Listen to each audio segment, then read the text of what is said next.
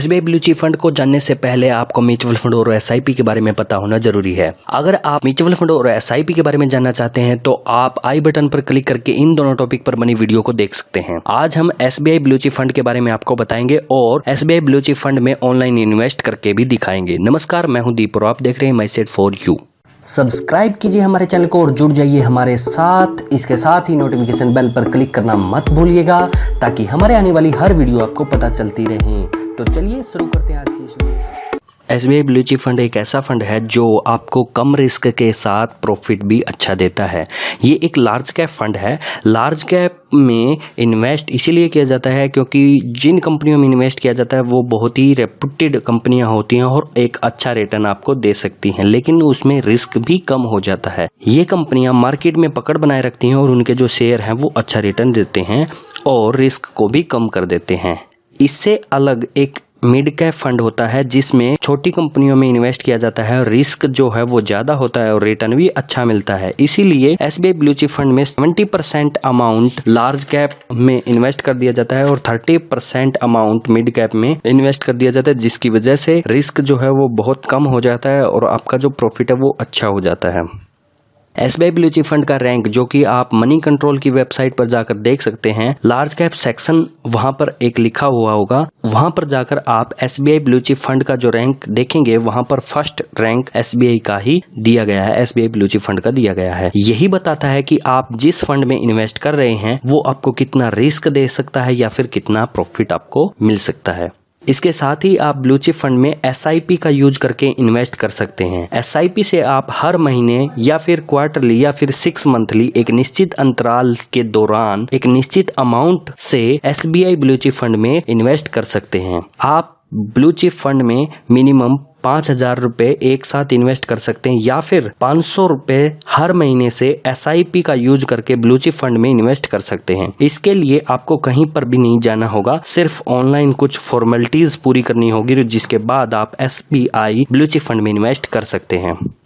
Blue chip fund जो benchmark use करता है वो है BSE 100। इसका मतलब अगर आप किसी भी म्यूचुअल फंड से इसको कंपेयर करना चाहते हैं तो BSE 100 वाली जो बेंचमार्क इंडेक्स है वाले जो प्लान हैं उनसे आप कंपेयर करें ताकि आपको पूरा पता चल सके कि आप जो डिसीजन ले रहे हैं वो ठीक है या नहीं। एसबीआई ब्लू चिप फंड का पिछले 5 साल का रिटर्न देखा जाए तो काफी अच्छा है। आप इससे भी अच्छे रिटर्न वाले प्लान ले सकते हैं, लेकिन हम एसबीआई ब्लू चिप फंड के बारे में आपको बता रहे हैं तो इस फंड के बारे में आपको पूरी जानकारी देंगे। ये फंड भी आपको काफी अच्छा रिटर्न देगा। जहां तक रिटर्न की बात है, आप किसी भी म्यूचुअल फंड में पैसे लगाइए लेकिन लॉन्ग टर्म इन्वेस्ट कीजिए, आपको अच्छा रिटर्न ही मिलेगा। अब हम आपको बताते हैं कि एसबीआई ब्लू चिप फंड में आप ऑनलाइन कैसे इन्वेस्ट कर सकते हैं। एसबीआई ब्लू चिप फंड में इन्वेस्ट करने के लिए एसआईपी के थ्रू भी इन्वेस्ट कर सकते हैं और लमसम अमाउंट भी दे सकते हैं। अब हम आपको बताते हैं कि एसबीआई ब्लू चिप फंड में आप ऑनलाइन कैसे इन्वेस्ट कर सकते हैं। ब्लू चिप फंड में इन्वेस्ट आप एसआईपी के थ्रू करें तो आपके लिए अच्छा रहेगा क्योंकि इससे आपको थोड़ा करके पैसा इन्वेस्ट करने की आज़ादी मिल जाती है। एसबीआई ब्लू चिप फंड में इन्वेस्ट करने के लिए आपको एसबीआई म्यूचुअल फंड की वेबसाइट पर जाकर रजिस्ट्रेशन करना होगा। रजिस्ट्रेशन करने पर आपको पर्सनल डिटेल फिल करनी पड़ेगी, जिसके बाद आपको एक यूजर आईडी मिलेगी और उसका पासवर्ड भी आपको मिलेगा। उसके बाद आपके पास एक रजिस्टर्ड ईमेल आईडी पर वेरिफिकेशन लिंक आएगा, जिस पर आप क्लिक करके अपनी आईडी को वेरीफाई करवा सकते हैं।